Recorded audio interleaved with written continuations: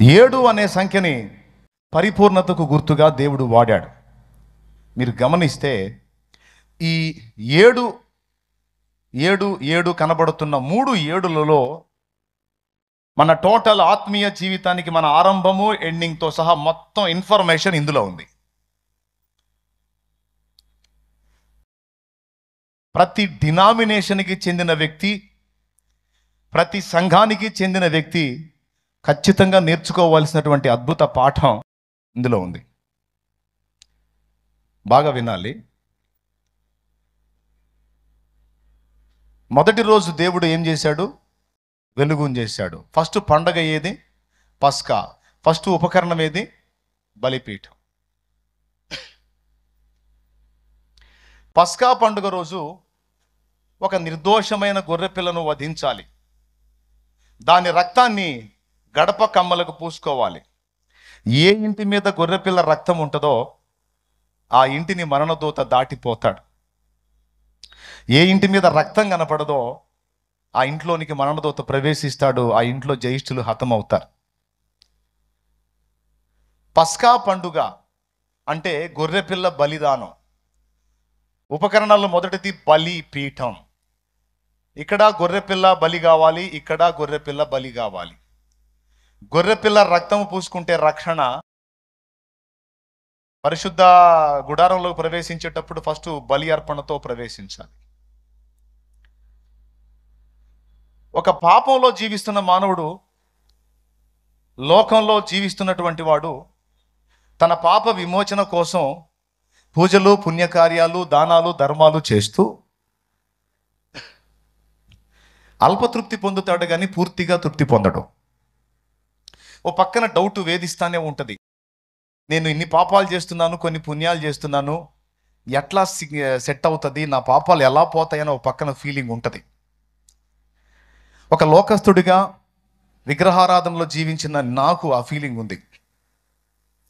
అయితే లాజికల్గా, తార్కికంగా, జ్ఞానయుక్తంగా మన పాపాలకు నిష్కృతి ఎక్కడ జరుగుతుంది అంటే ప్రభువైన యేసుక్రీస్తు రక్తము ద్వారా సర్వమానవాళి యొక్క పాపం పరిహారం అవుతుంది అన్న సత్యం నా చెవిని వినబడినప్పుడు నాకు వెలుగు కలిగింది.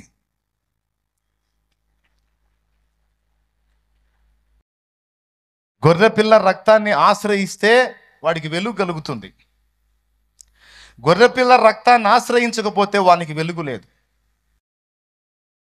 ఎప్పుడైతే దేవుని గొర్రెపిల్ల అయిన యేసు ప్రభు దగ్గరికి నేను వచ్చానో నాకు వెలుగు కలిగింది. అప్పటిదాకా నేను చీకట్లో ఉన్నాను. నేను ఎలాంటి బ్రతుకుతున్నానో, ఎంత నీచంగా ఉన్నానో, నాలో ఎంత మురికి ఉందో నాకు తెలియదు. నేను బాగానే ఉన్నాను, అందరిలానే ఉన్నాను అనుకున్నాను, కానీ ఎంత నీచంగా బ్రతుకుతున్నానో నాకు అర్థం కాలేదు. ఎప్పుడైతే గొర్రెపిల్ల రక్తం దగ్గరకు వచ్చానో నాకు వెలుగు కలిగింది. నా రహస్య పాపాలు బహిర్గతమయ్యాయి.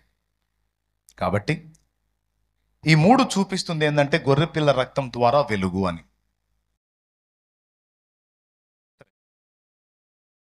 ఇప్పుడు గొర్రెపిల్ల రక్తాన్ని నేను ఆశ్రయించాను. మీరు ఎంతమంది ఆశ్రయించారు? బాప్తిస్మము పొందిన వాళ్ళందరూ చేతులు ఎత్తండి. రైట్, దించండి. పొందనోళ్ళు చేతులు ఎత్తండి. ఏం సిగ్గుపడద్దు, ఇంకా నేను పొందలేదు అనే వాళ్ళు చేతులు ఎత్తండి. రైట్, చాలా సంతోషం. పొందనోళ్ళు తక్కువ, పొందినోళ్ళు ఎక్కువ. చేతులు ఎత్తండి పొందినోళ్ళు. ఇదిగో ఈ చేతులు ఎత్తిన వాళ్ళు ఉన్నారే, వీరు కూడా మీలాంటి పాపులే, కానీ వీళ్ళు తెలివిగా గొర్రెపిల్ల రక్తాన్ని ఆశ్రయించారు. ఇప్పుడు వారు వెలుగు సంబంధులయ్యారు. గొర్రెపిల్ల రక్తంలో తమ పాపములు కడుక్కున్నారు. వారు వెలుగు సంబంధులయ్యారు. మీకు సత్యం తెలిసినా మీరు ఇంకా గొర్రెపిల్ల రక్తంలో పాపాలు కడుక్కోలేదు కనుక మీరు ఇంకా చీకట్లోనే ఉన్నారు. ఇది మీరే ఆలోచించుకోండి. గొర్రెపిల్ల రక్తం దగ్గరికి ఎవరు వస్తారో వారు వెలుగులోకి వచ్చారు. రైట్. రెండవది పొంగని రొట్టెల పండుగ, ఇత్తడి గంగాళం. గంగాళం దగ్గర ఏం కడుక్కుంటాం అమ్మా? కాళ్ళు కడుక్కుంటాం. కాళ్ళు కడుక్కోవటం అంటే నడత శుద్ధి అగుట. పొంగని రొట్టెల పండుగ. పొంగని రొట్టె అంటే పులి పిండి లేని పిండితో చేసిన రొట్టె. పిండిలో పులుపు కలిసిందంటే రొట్టె పొంగిద్దా, మామూలుగా ఉంటుందా? రొట్టె పొంగాలి అంటే ఏం కలుపుతాం? అందులో పులిసిన పిండి కలుపుతాం. పులిసిన పిండి కలపకుండా మామూలు పిండితో చేస్తే పొంగని రొట్టె అవుతుంది. ఒకప్పుడు మనలో పులిపిండి ఉంది. అది గర్వం కావచ్చు, కాముకత్వం కావచ్చు, వ్యభిచారం కావచ్చు, దొంగతనం కావచ్చు, నరహత్య కావచ్చు, హేయమైన నీతి కృత్యాలు ఏవైనా కావచ్చు. ఈ పులిపిండి అంతా మనలో ఉంది. గొర్రెపిల్ల రక్తాన్ని ఆశ్రయించాం, ఆయన దగ్గరకు వచ్చాం, ఆయన వెలుగులోకి. ఇప్పుడు ఆయన ఏం చేశాడు తెలుసా? మనలో నుంచి ఆ పులిపిండిని వేరు చేశాడు. ఏం చేశాడు? వేరు చేశాడు. ఇప్పుడు ఏమయ్యాం మనం అంటే క్రొత్త ముద్ద. ఇక పులిపిండికి ఛాన్స్ లేదు. ఇప్పుడు మనం పొంగని రొట్టెలతో పండుగ ఆచరిస్తాం. ఇత్తడి గంగాళం పని అయిపోయింది, కాళ్ళు గడిగేసుకున్నాం, అంటే నడతలు శుద్ధి చేసుకున్నాం. ఫస్ట్ ఆయన రక్తంతో వెలుగులోకి వచ్చాం. 2, ఆయన మనల్ని పాపము నుండి వేరు చేశాడు. మన పాపములను ఆయన వీపు వెనక వేసేసుకున్నాడు. పడమటికి తూర్పు ఎంత ఎడంగా ఉందో మనకు మన పాపాలకు అంత ఎడం చేసి వేరు చేశాడు. బాప్తిస్మము ద్వారా ఏం జరుగుతుంది తమ్ముడా అంటే, నీ పాపములలో నుంచి నువ్వు వేరు చేయబడుతున్నావు. ఇక పాపానికి నీ మీద ప్రభుత్వం లేదు. నీవు పరిశుద్ధుడవు, నీవు దేవుని సంతానాన్ని. కాబట్టి ఇప్పుడు ఏం జరిగిందంటే, ఈ 2 కార్యాలు అయిన తర్వాత నువ్వు దేవునికి ప్రథమ ఫలమయ్యావు. ఏమయ్యావు? దేవునికి ప్రథమ ఫలమయ్యావు. ఈ 3 చూడండి, ఫలం మీదే ఉంటాయి. ఫలవృక్షాలు మొలిపించాడు, ప్రథమ ఫలముల పండుగ, సన్నిధి రొట్టెల బల్ల. ఇది ఆహారమే, ఇది ఆహారమే, ఇది ఆహారం. మనం ఏమయ్యాం? ఆయన మనలో నుంచి పాపాన్ని వేరు చేసిన తర్వాత మనం పరిశుద్ధులమయ్యాం. యేసయ్యను అనుసరించి దేవునికి మనం ప్రథమ ఫలమయ్యాం. జయిష్ఠుల సంఘంలో చేర్చబడ్డాం. ఏ సంఘంలో? జ్యేష్ఠులు అంటే పెద్ద కొడుకులు. మనందరికంటే ముందు దేవునికి ఒక పెద్ద కొడుకున్నాడు. ఎవరు? ఇప్పుడు ఆయన రక్తమును బట్టి మనం కూడా సహోదరులమై మనమందరము జ్యేష్ఠుల సంఘం అయ్యాం. ఎంతమందికి అర్థమవుతుందో ఒకసారి చేతులు ఎత్తితే సంతోషపడి సంబరపడి పండుగ చేసుకుంటాను. నేను కూడా చాలా సంతోషం. వెలుగు దగ్గరకు వచ్చాడు, ఆయన రక్తాన్ని ఆశ్రయించి వెలుగు పొందాడు, పాపం నుంచి వేరు చేయబడ్డాడు, దేవునికి ప్రథమ ఫలం అయ్యాడు. ఆ తర్వాత ఏమవుతున్నాడయ్యా అంటే, ఎక్కడికి వస్తున్నాడయ్యా అంటే పెంతెకోస్తు పండుగ దగ్గరకు వస్తున్నాడు. పెంతెకోస్తు పండుగ గురించి మీకు చెప్పాలి నేను. పెంతెకోస్తు పండుగ నాడు ఏం జరిగిందో అపోస్తల కార్యం 2వ అధ్యాయం ఒక్కసారి మీరు తీసుకుంటే, ఆ మొదటి వచనం నుంచి చదివితే ఇలా ఉంది. ఒక్కసారి చూడండి బైబిల్ తీసి. పెంతెకొస్తు పండుగ దినము వచ్చినప్పుడు అందరూ ఒక చోట కూడియుండిరి. అప్పుడు వేగముగా వీచు బలమైన గాలి వంటి ఒక ధ్వని ఆకాశము నుండి అకస్మాత్తుగా వారు కూర్చుండి ఉన్న ఇల్లంతయు నిండెను. పెంతెకోస్తు అనగానే మీకు గుర్తొచ్చేది పరిశుద్ధాత్మ అభిషేకం. మీరే సంఘమయ్యా?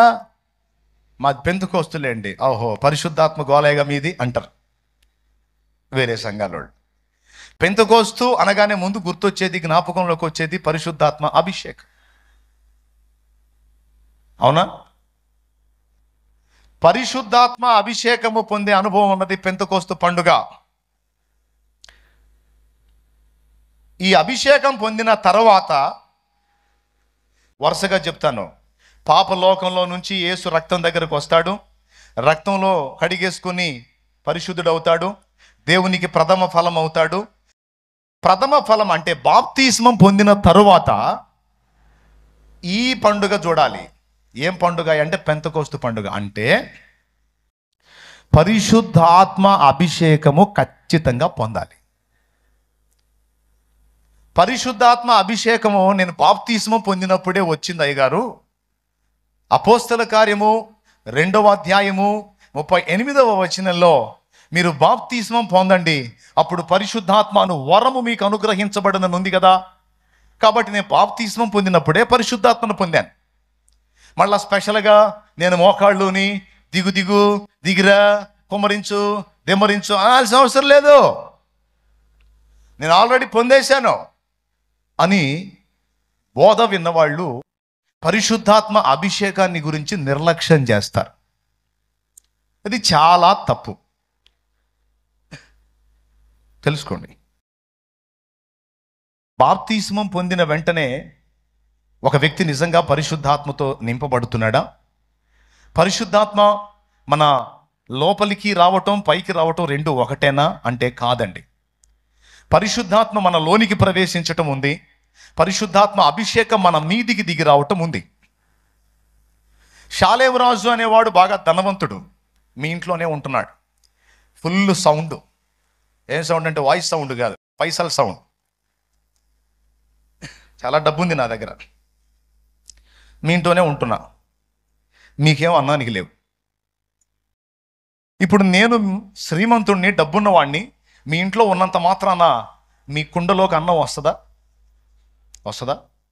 ఏం చేయాలి సార్ చెప్పండి నాకు. ఏం చేయాలి?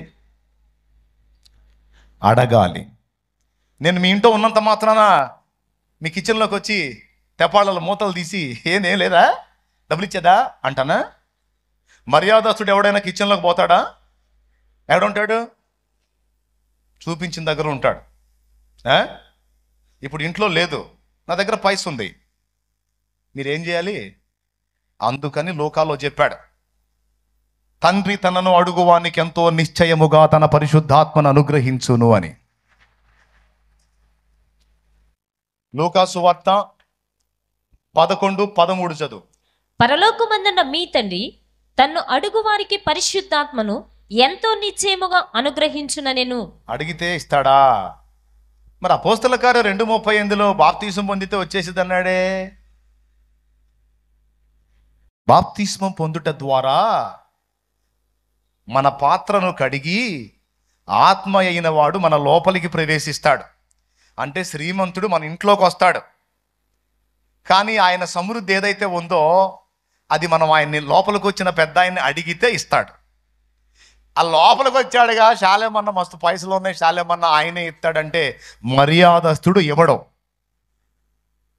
పరిశుద్ధాత్మ దేవుడు మర్యాదస్తుడు, ఆయన మనలోనే ఉంటాడు, అడిగితే సహాయం చేస్తాడు.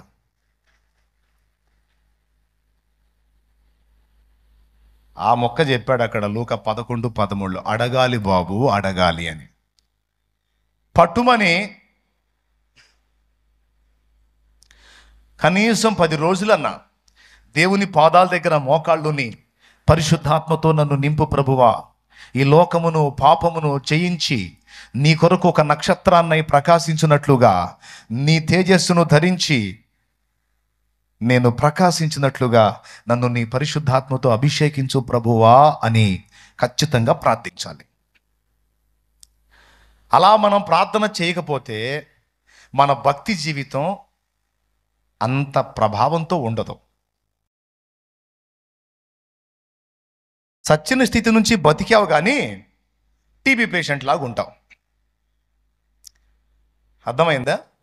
చచ్చిన స్థితి నుంచి అయితే బతికించబడ్డావు కానీ టీబీ పేషెంట్ లాగా ఉంటావు. టీబీ పేషెంట్ పరిస్థితి మీకు తెలుసు కదా, పరిగెత్తుతాడా?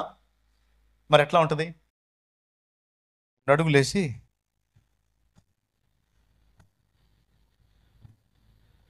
ఏ రావా,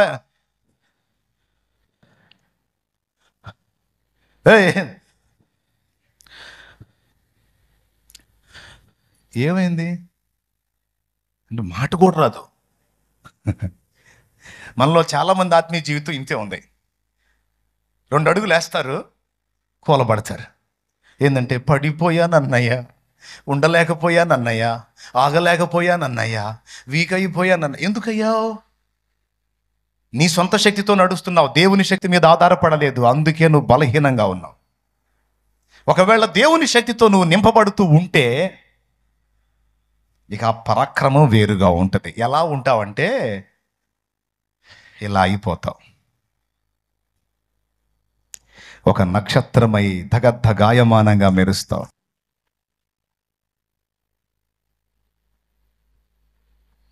ఇదంతా పెంతెకోస్తోళ్ళ బోధ అనుకోకండి. నేను పెంతెకోస్తోండి కాదు, ఇంకొకటి చర్చ్ ఆఫ్ క్రైస్ట్ వాడిని కాదు, బెదరనోని కాదు, నేను దేన్ని కాదు.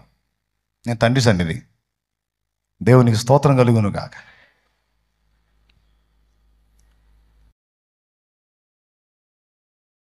బాప్తిస్మం పొందినప్పుడే పరిశుద్ధాత్మ అభిషేకం మీదకు వస్తుందంటే రాదు.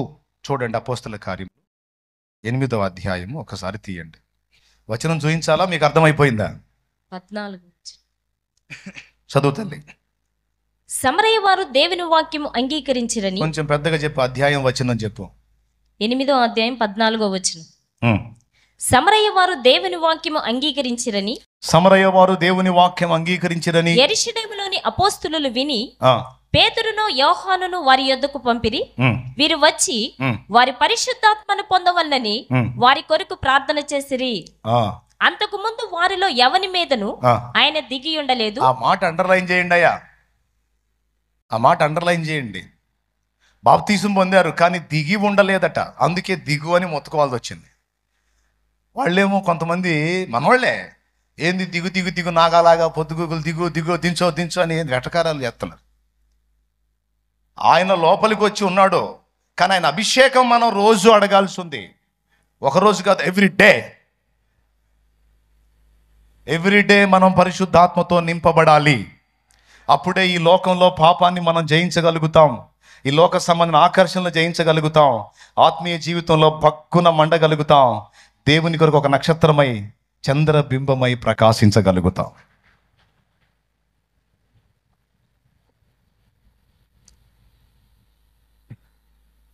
ఈ అంశాన్ని చాలా చిన్నదిగా తీసుకున్నారు. ఎక్కడుంది చూడండి, పైన 3 కింద 3 సెంటర్లో పెట్టాడు. పైన 3 చేసుకొని ఇక్కడికి రావాలి. డైరెక్ట్గా పెంతెకోస్తుకు వస్తానంటే కొంతమంది బాప్తిసం పొందకుండా నేను పరిశుద్ధాత్మను పొందా అంటున్నారు. హలో, ఆపాలి. పై 3 పండుగలు చేయకుండా ఈ పండుగ రాలేవు. మరి అట్లయితే కొన్నేళ్ళ దగ్గర అది జరిగింది కదా అంటారేమో, నాకు తెలుసు. అది పేతురుకు కనువిప్పు కలిగించడానికి, అప్పుడు సంఘంలో మనం వేరు అన్యులు వేరు అనే ఆ భిన్నాభిప్రాయం పోగొట్టడానికి ఆ ఒక్క చోట మాత్రం అలా చేశాడు. వాళ్ళ మీద అభిషేకం వచ్చినాక వాళ్ళు బాప్తీసం కూడా పొంది దేవుని రాజ్య వారసులు అయ్యారు. వీళ్ళు బాప్తీసం పొందరు, కానీ టప టప టప పాతి holy spirit glory glory glory glory అంటాడు. అందుకని ముందు పస్కా చేయి అంటే ఆయన రక్తాన్ని ఆశ్రయించు, కడగబడి పరిశుద్ధపరచబడు, దేవునికి ప్రథమ ఫలమవు, తరువాత పరిశుద్ధాత్మ అభిషేకం కొరకు ప్రార్థించు, కనిపెట్టు, మోకాళ్ళను మొర్రపెట్టు, పొందుకో. అప్పుడు లేకపోతే కుదరదు. ఈ పండుగ చేస్తేనే కింద 3 పండుగలు కూడా నెరవేరుతాయి. పై 3 జరగకుండా ఈ పండుగకు రాలేవు. ఈ పండుగను ఆశ్రయించకపోతే ఈ 3 జరగవు. చాలా సీరియస్గా వినండి ఈ పాయింట్ని. దొరికినట్టు ముంచి బాప్తీసం ఇచ్చి పంపించడం కాదు. బాప్తీసం పొందినవాడు పరిశుద్ధాత్మ అభిషేకం కోసం రోజు ప్రార్థన చేయకపోతే కొద్ది రోజుల్లో పాపంలో పడిపోతాడు, లోకంలో పడిపోతాడు, మళ్ళా సైతానుకు చిక్కుతాడు. అతడు తిరగొచ్చు, లేదా సైతాన్ చేతిలో చావచ్చు, నరకానికి పోవచ్చు, చెప్పలేం. అందుకే దేవుడు స్పష్టంగా చెప్పాడు, చంద్రబింబం స్వయం ప్రకాశమా లేకపోతే సూర్యుని నుంచి వెలుగును గ్రహిస్తుందా?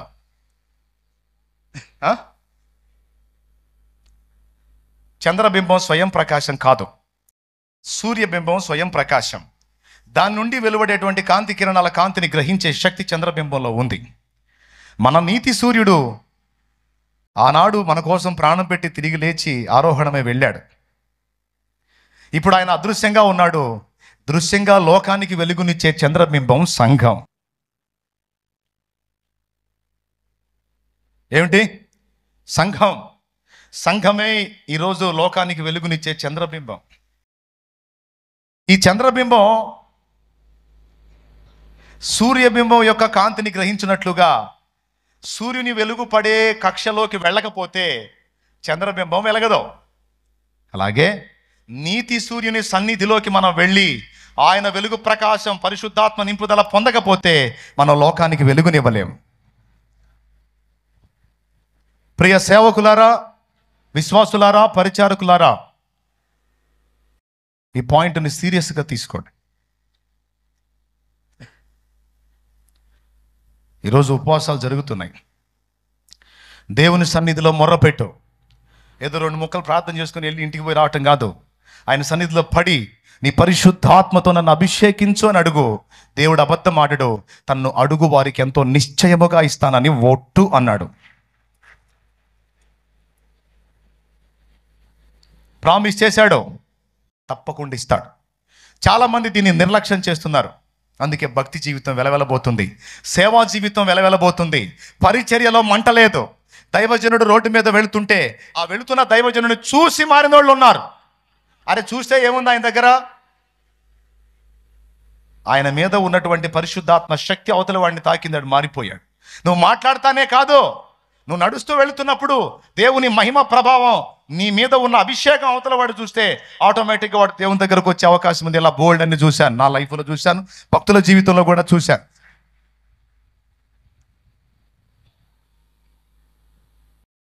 నువ్వు అడుగుపెట్టిన ఇల్లు వెలిగించబడిద్ది, నువ్వు మాట్లాడిన వ్యక్తి వెలిగించబడతాడు, నువ్వు కళ్ళతో చూసిన వ్యక్తి వెలిగించబడతాడు, నిన్ను చూసిన వ్యక్తి కూడా వెలిగించబడతాడు. ఎంత ప్రాముఖ్యమైంది పరిశుద్ధాత్మ అభిషేకం. సైతాన్ ఎంత కుట్ర చేశాడో తెలుసా? దాన్ని మనం పొందకుండా అడ్డగిస్తున్నాడు. పట్టుమని ఒక 3 రోజులు కనిపెట్టుకునే ప్రసక్తి లేదు. ఒక రోజు కనిపెట్టుకుని మొర్రపెట్టి దేవుని సన్నిధిలో అవకాశం దొరికినప్పుడల్లా మొర్రపెట్టుకునే ఆ అనుభవం దైవజనుడు పొందకపోతే ఎలా మండుతాడు, ఎలా వెలుగుతాడు, ఇతరులను ఎలా వెలిగిస్తాడు? సాధ్యం కాదు.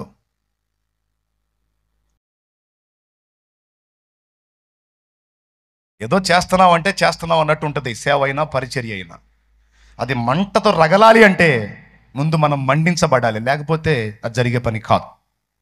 సో ఈ సంగతి మీకు అర్థమైంది అనుకుంటాను.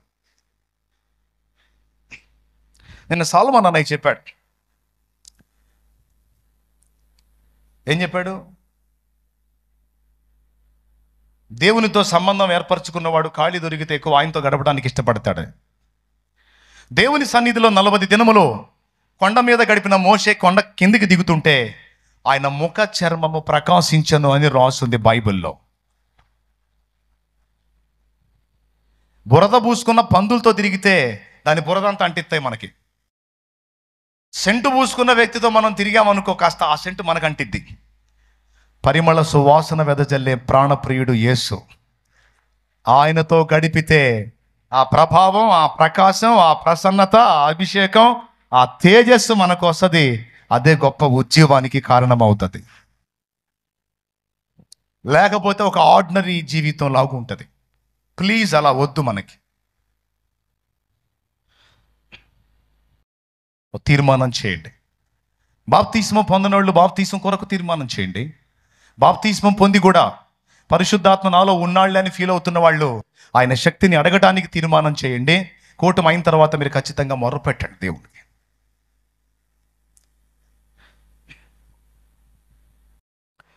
పెంతెకోస్తు అయిపోయింది. ఎప్పుడైతే ఈ అభిషేకం పొందుతాడో, నక్షత్రమై ప్రకాశిస్తాడో, ఇక బోరనెత్తి జయధ్వని చేయటం మొదలు పెడతాడు. అప్పటిదాకా అన్నా నాకు సిగ్గన్నా, పాడాలంటే సిగ్గన్నా, ఎవరికన్నా చెప్పాలంటే సిగ్గన్నా, బహిరంగంగా ప్రార్థన చేయాలంటే సిగ్గన్నా, ఈ చెత్త అంతా పోయింది. పోయి ఎవడు దొరికినా, ఎక్కడ అవకాశం వచ్చినా ఇక కొమ్ము బోర తీసుకొని ఊతా ఉంటాడు. రేయ్, యేసే నిజమైన దేవుడు, నమ్మితే రక్షణ, లేకపోతే నరకం. జయధ్వని చేయటం మొదలు పెడతాడు. ఎప్పుడు? పెంతెకోస్తు చేస్తే ఇది జరిగింది.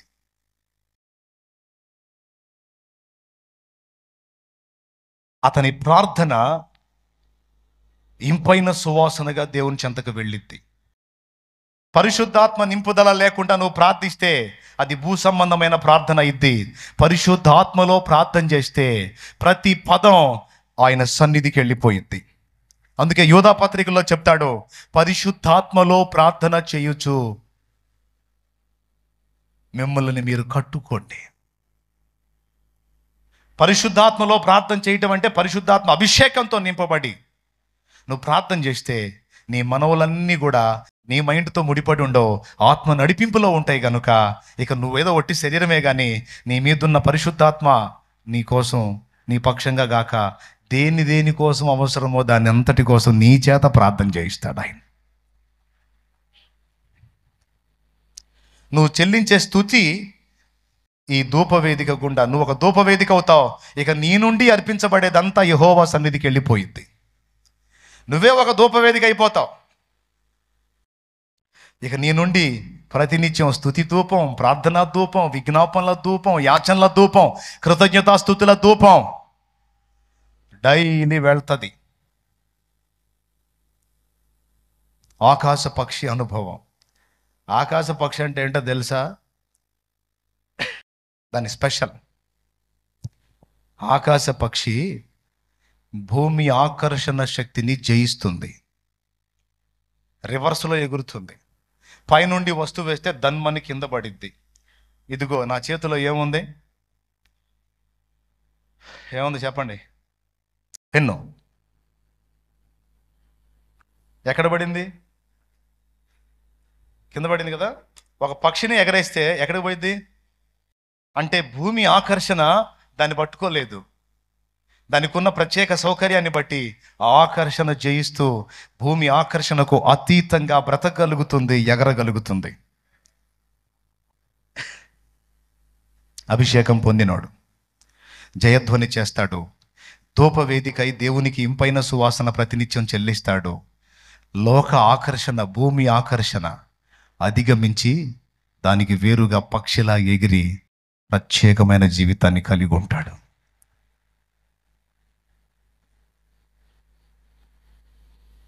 ప్రైజ్ ది లార్డ్ చెప్పు.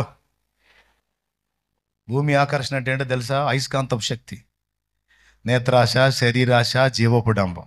ఇక అందులో బోల్డ్ అన్నీ ఉన్నాయి, రాసుకోండి మీరే.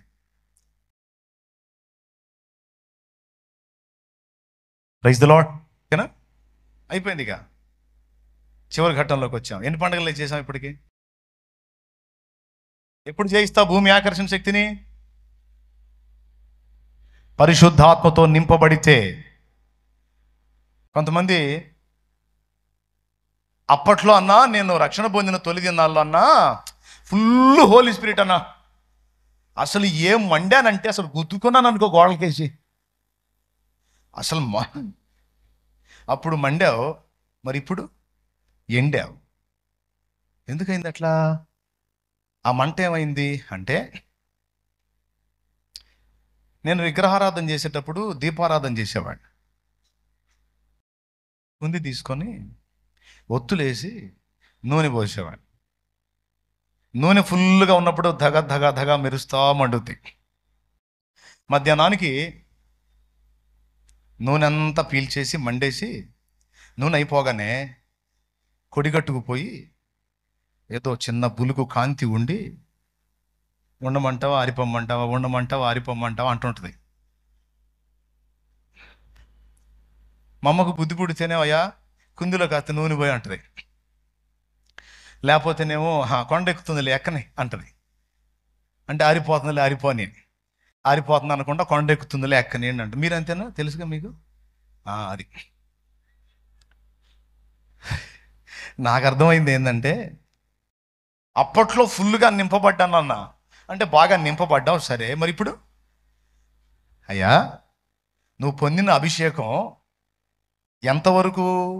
ఆనాడు పొందిన అభిషేకం ఈనాటి దాకా కంటిన్యూ అవుతుందా? నో. ఏ రోజుకు ఆ రోజు నింపుకోవాల్సిందే. నిన్న బండికి ఫుల్గా ఆయిల్ కొట్టించావు, ఊళ్ళని తిరిగావు, తెచ్చి రాత్రి బండి ఇంటికాడ పెట్టావు, పొద్దున్న లేగానే ముందే ఆడికి పోతావు, ఊరికి పోతావా, పెట్రోల్ బంకుకు పోతావా? మరి పరిచర్య చేసే నీవు, లేకపోతే దేవుని సేవ చేసే నీవు, లేకపోతే దేవుని విశ్వాసిగా ఉన్న నీవు అసలు అయిపోయిన బండిని తోసుకొని ఎంతకాలం నెట్టి బతుకుతావు నువ్వు? పెట్రోల్ అయిపోయింది, బండి ముందుకు పోవట్లేదు, బండిని తంతున్నావు, నిన్ను నువ్వు తిట్టుకుంటున్నావు, గందరగోళం చేసుకుంటున్నావు, తూ నా బతుకు జాడా అంటున్నావు. కాదు బాబు, సింపుల్. పెట్రోల్ బంకుకు పోతే పైసలు ఇస్తే ఆయిల్ కొడతారు. ఇక్కడ పైసలు ఇచ్చే పని లేదు, మోకాళ్ళు ఇస్తే ఫుల్గా నింపుతాడు.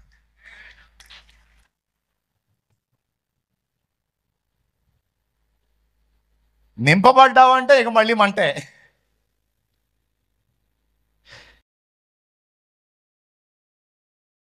సంసోను మీద అభిషేకం పోయింది, వెంట్రుకలు తిరిగి మూలవను ఆరంభించగా అనుంది.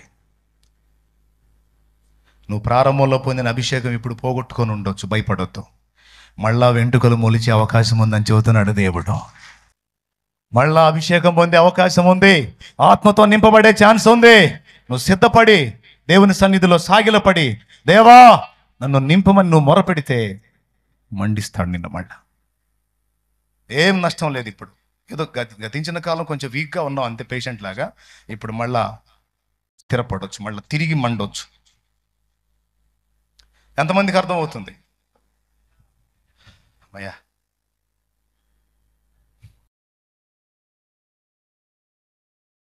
ఈ విధంగా ఈ 5 పండుగలు దాటి వచ్చినోడు ఈ అనుభవంలోకి వస్తాడు. ప్రాయశ్చిత్తార్థ దినపు పండుగ. ప్రాయశ్చిత్తార్థ దినపు పండుగ మీకు రెఫరెన్స్ చూపించాను, చూసారా? లేవియాకాండ 23లో అక్కడ ఏం రాసి ఉంటుందంటే, ఆ రోజున తనను తాను దుఃఖపరచుకొనని వాడు దేవుని ప్రజలలో నుండి కొట్టివేయబడతాడని ఉంది. ఒకసారి చూడండి ఆ వచనం 28. ఆ దినమున మీరు ఏ పనియు చేయకూడదు, మీ దేవుడైన యెహోవా సన్నిధిని మీరు మీ నిమిత్తము ప్రాయశ్చిత్తము చేసుకొనుటకై అది ప్రాయశ్చిత్తార్థ దినము. ఆ దినమున తన్ను తాను దుఃఖపరుచుకొనిన ప్రతివాడు, కొననివాడు, సరిగా చదువు, లాంగ్వేజ్ ప్రాబ్లం. దుఃఖపరుచు కొనని ప్రతివాడు తన ప్రజలలో నుండి కొట్టివేయబడును. ఏమండి మళ్ళీ ఇదేంది? మళ్ళా ప్రాయశ్చిత్తం అయిపోయింది కదా పస్కా పండుగ దగ్గర, మళ్ళీ ఇక్కడేంటి? ఇదేమో పాక్షికం, ఇది ఫైనల్. పాక్షికం ఏంటి, ఫైనల్ ఏంటంటారా? ఈ అనుభవంలో ఉన్నప్పుడు మన మైండ్ సెట్ ఒక రకంగా ఉంటుంది. ఈ పండుగలన్నీ దాటి వచ్చిన తర్వాత ఇక్కడికి వచ్చేటప్పటికి ఒక ప్రాముఖ్యమైన సత్యం మనకు అర్థమవుతుంది. ఏంటో తెలుసా? మందసం. బలవంతంగా ఏడవలసిన అవసరంలా, కొంచెం గుర్తు చేసుకుంటే వచ్చేసింది. మందసం ఎలా తయారు చేయమన్నాడు కొంచెం చెప్పండి. తెల్ల తుమ్మకర్ర, నల్ల తుమ్మకర్ర, నల్ల తుమ్మకర్ర. నల్ల తుమ్మతో మందసం చేసి దాన్ని బంగారు రేకుతో పొదిగించమన్నాడు. బంగారు రేకుతో పొదిగించిన మందసం మనకు బయటికి గోల్డ్ కలర్ కనపడిద్ది, కానీ లోపల అది నల్ల తుమ్మకర్ర. యేసుక్రీస్తు రక్తమును బట్టి ఈరోజు మనం దేవుని కుమారులం, కుమార్తెలమయ్యాం. దేవుడు మన వైపు చూస్తే మనలో నల్ల తుమ్మ చెక్క కనపడదు, మన మీద పొదిగినటువంటి యేసు అనే బంగారు రేకు కనపడింది తండ్రికి.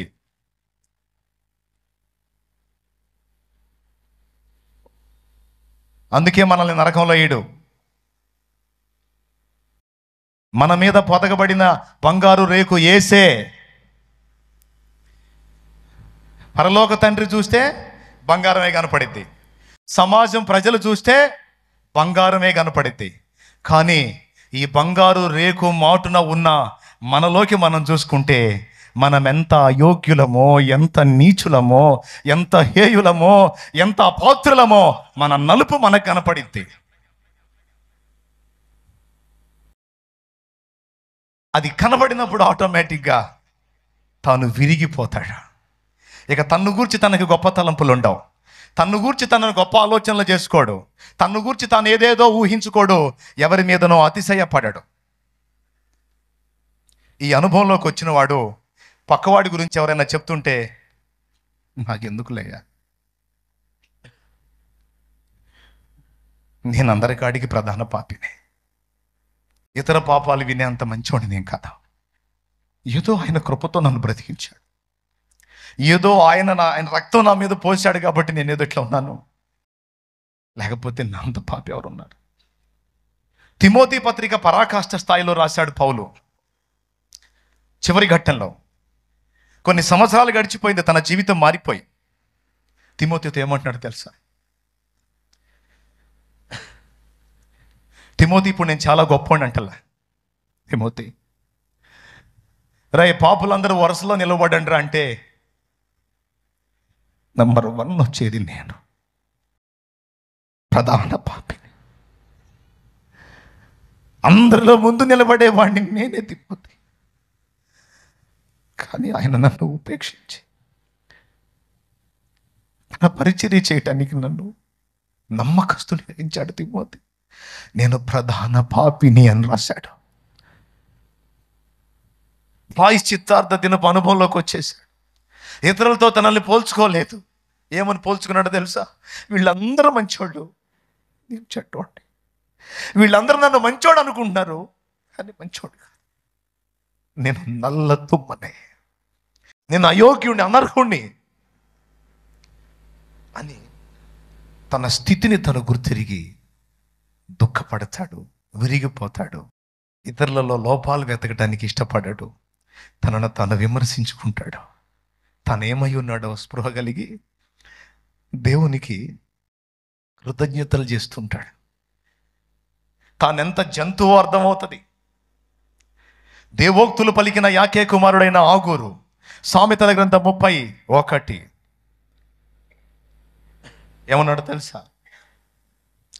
ప్రవక్త, దేవోక్తులు ప్రవచించే ప్రవక్త, మనుష్యులలో నా వంటి పశుప్రాయుడు లేడు అన్నాడు.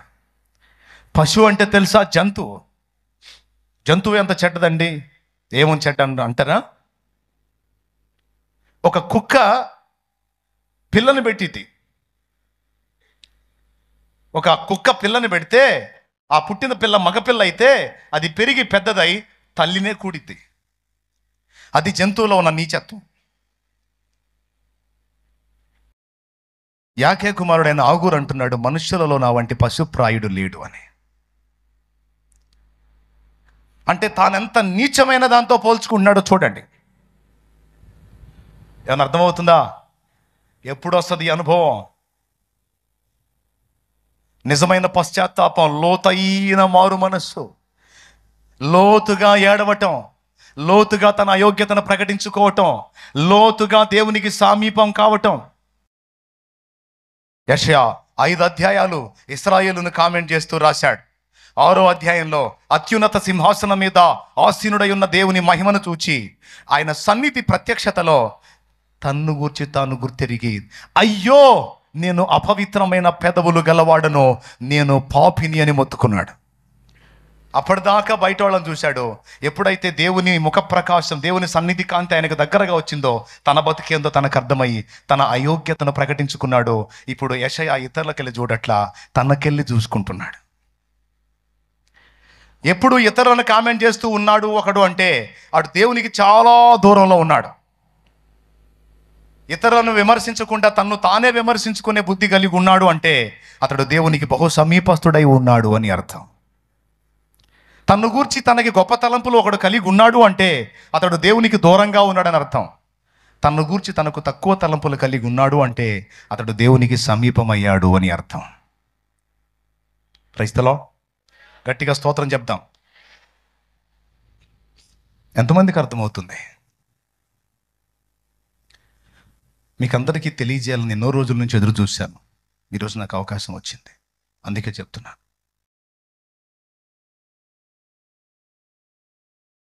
ఈ 6 అనుభవాలు దాటి వచ్చాం. ఈ అనుభవం అయిపోయిన తర్వాత పర్ణశాలల పండుగ. ఈ అనుభవం వచ్చిన తర్వాత కరుణాపీఠాన్ని ఆశ్రయిస్తాం.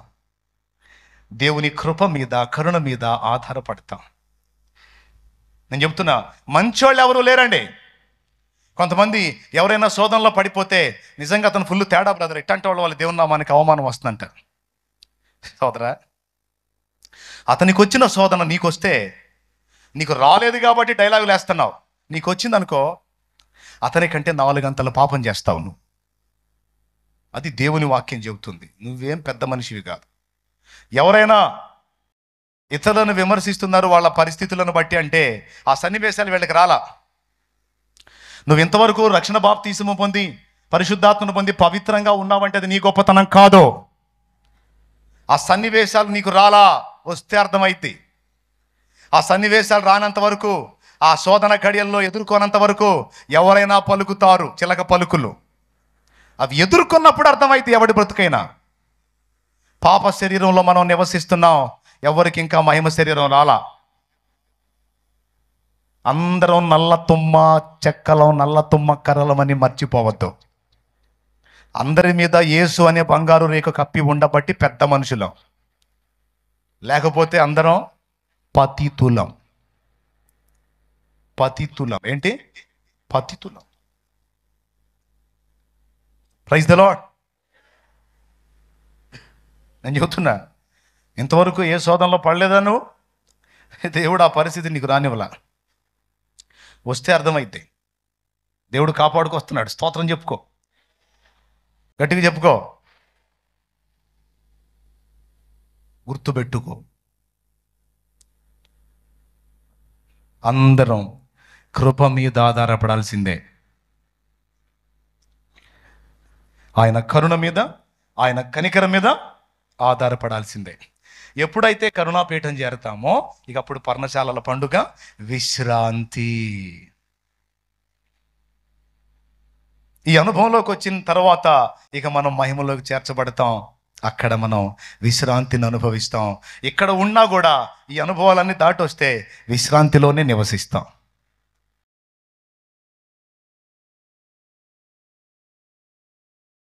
Praise the Lord. నేను చెప్పినటువంటి అంశం ఎంతమందికి అర్థమైంది?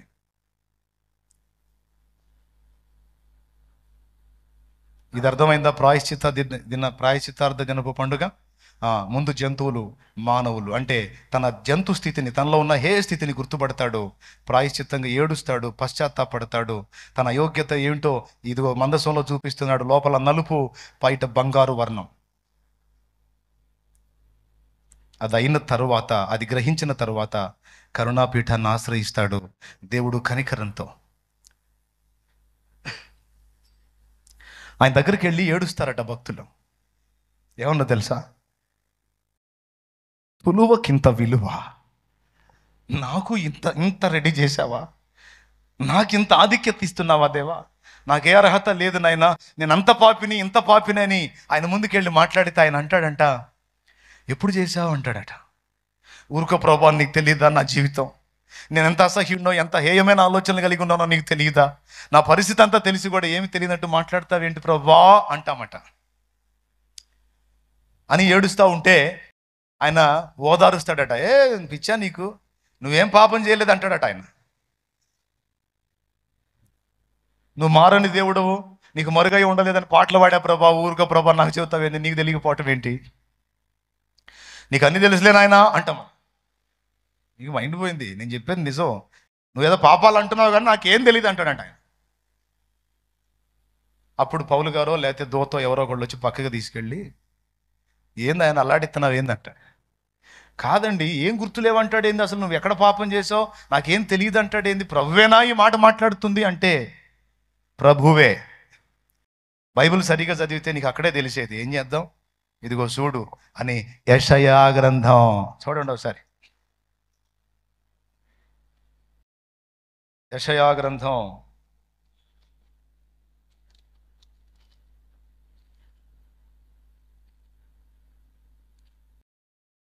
43వ అధ్యాయం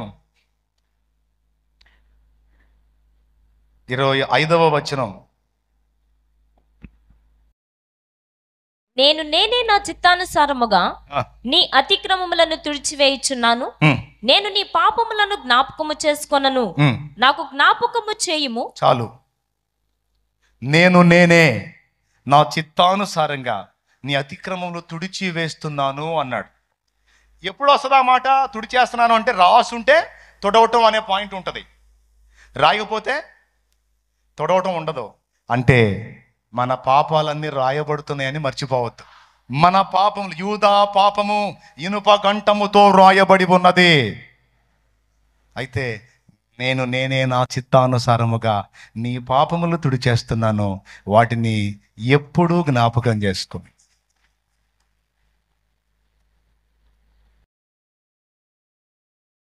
అంటాం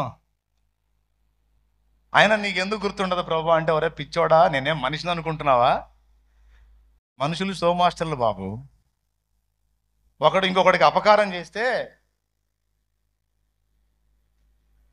కొద్ది రోజుల తర్వాత ఈ అపకారం చేస్తున్నాడు వాడికి కనపడి, బ్రదర్ నీకు చాలా అపకారం చేసే, ఏం అనుకోవద్దు బ్రదర్, ప్లీజ్ క్షమించు బ్రదర్ అంటే, ఏం అపకారం ఏంటి బ్రదరు? అరే నేను అప్పుడే మర్చిపోయాను, భలే గుర్తు చేశాను నాకు, చాచా లేదు నేను వదిలేశాను దాన్ని అంటాడు. ఇతను థ్యాంక్స్ బ్రదర్ అని చెప్పిన అవతలకి వెళ్ళగానే పక్కన ఆడితో చెబుతాడు, అటు పోతాడు, చూశాడు మామూలుడు కదాడు, పెద్ద దెబ్బ వేసాడు నన్ను, మామూలు చేయలే. ఆడు వెనక్కి తిరిగాడు అనుకో, ఏ అంటాడు. మళ్ళీ ఏమంటాడు, ఆడు నాకు మామూలు చేయలే, సచ్చిందా గుర్తు పెట్టుకుంటాడు. ఇది మన పనితనం. గుర్తుండాల్సింది గుర్తుండవు, మనకి గుర్తు ఉండకూడని గుర్తుంటాయి. దేవునికి స్తోత్రం కలుగును గాక. హల్లెలూయా. నా ప్రియ సోదరులారా, దేవుడి జ్ఞాపకాలు అట్లాంటివి కాదు. ఒకసారి నేను మర్చిపోయాను అంటే ఇక నువ్వు గుర్తు చేసినా గుర్తు రాదు ఆయనకి. మళ్ళా గుర్తు వచ్చింది అంటే అది డైరీలో ఉన్నట్టు అర్థం. డైరీలో పూర్తిగా లేకుండా పోయిందనుకో, ఇక నువ్వు గుర్తు చేసినా ప్రింట్ ఉంటే కదా కనపడటానికి. అది దేవుని మనసుకి మన మనసుకి తేడా. కొడితే కొట్టు, లేదా కూర్చొని వెళ్ళకుండా. ఒకసారి నిన్ను క్షమించాను అన్న తర్వాత ఇక చరిత్రలో మళ్ళా దాన్ని ఎత్తడు ఆయన. Praise the lord.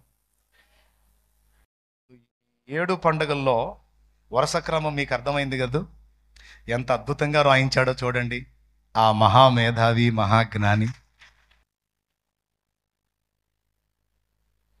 కాబట్టి మనందరం కూడా యేసు రక్తాన్ని ఆశ్రయిద్దాం, దేవుని వెలుగు పొందుదాం. మనలో ఉన్న పాతదైన పాపిష్టి పులిపిండి తొలగించుకొని పరిశుద్ధమైన పొంగని రొట్టె అవుదాం. దేవునికి ప్రథమ ఫలమై దేవుని కొరకు ఫలిద్దాం. పెంతెకోస్తు పరిశుద్ధాత్మ అభిషేకంతో నింపబడి దేవుని కొరకు ప్రకాశిద్దాం. సూర్యచంద్ర నక్షత్రాదుల వలె దీప వృక్షమై దేవుని సన్నిధిని వెలిగిద్దాం. పరిశుద్ధాత్మ అభిషేకంతో నింపబడి జయధ్వనులు చేద్దాం. ధూపవేదికగా మారి రాజుల కొరకు, అధికారుల కొరకు, ప్రధానుల కొరకు, లోకం కొరకు, మానవులందరి కొరకు విజ్ఞాపన చేద్దాం. దేవునికి ఇష్టమైనటువంటి ప్రార్థన చేద్దాం. స్తుతి ధూపం అర్పిద్దాం. ఆకాశ పక్షులమై భూమి ఆకర్షణ శక్తిని జయిద్దాం. తుచ్చమైన అభిలాషలను అధిగమిద్దాం. ఆకాశ జీవుల వలె బ్రతుకుదాం. మన ఏ స్థాయికి వెళ్ళినా మనం ఎక్కడి నుంచి వచ్చామో, ఎంత హేయులమో మరచిపోకుండా జ్ఞాపకం పెట్టుకొని, ఇదిగో మనం మందసంలో నల్ల తుమ్మ కర్రాన్ని గ్రహించి ఎప్పటికప్పుడు వినయ మనస్కులమై తగ్గించుకుందాం. విమర్శలు చేయటం, ఆడినెత్తి నీళ్ళెత్తిన దుమ్ములేయటం మానేద్దాం. ఇతరులతో పోల్చుకుని ఆడికంటే నేను ఎక్కువ, ఈడికంటే నేను ఎక్కువ. సెంట్రల్ జైల్లో ఖైదీలంట ఆడికంటే నేను లావు, ఆడికంటే ఈడు సన్నం అని అనుకుంటున్నారంట. మొత్తం కలిసి ఎవరు?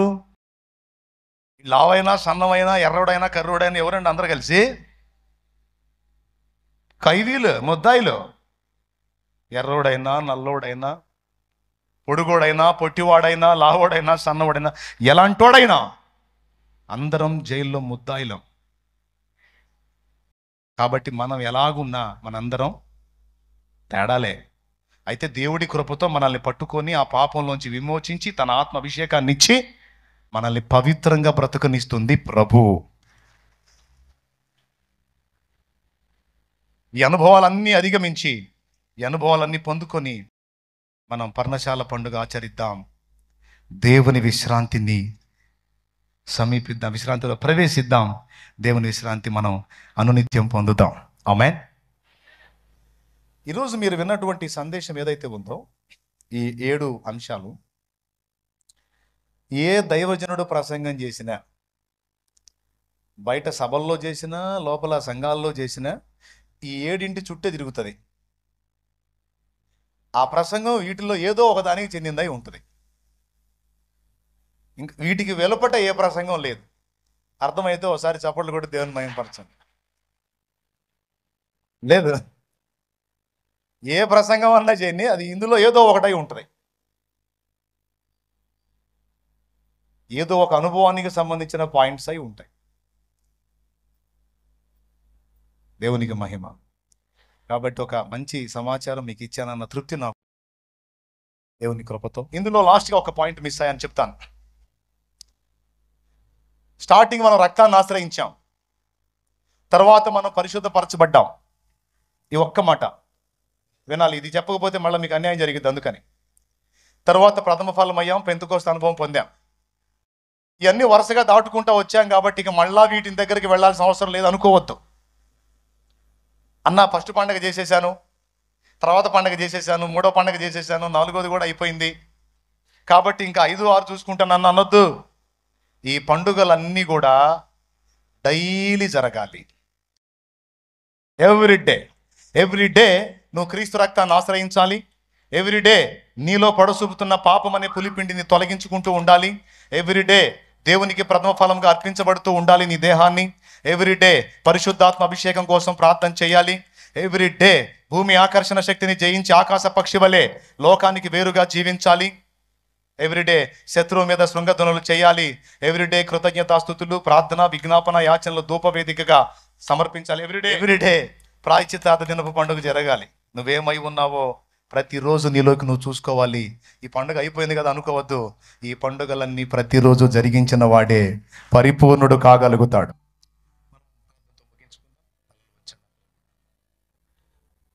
పరిశుద్ధ తండ్రి, ఈ సమయంలో మమ్మల్ని అందరినీ సంధించి విలువైన సందేశం మాకు ఇచ్చావు.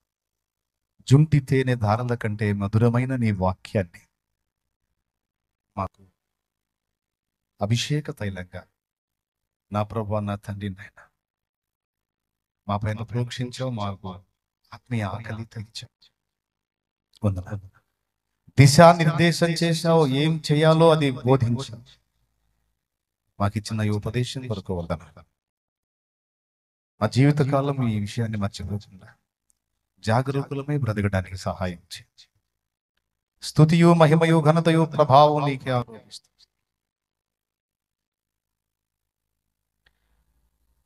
యేసు గొప్ప నామంలో ప్రార్థిస్తున్నాము తండ్రి. ఆమేన్.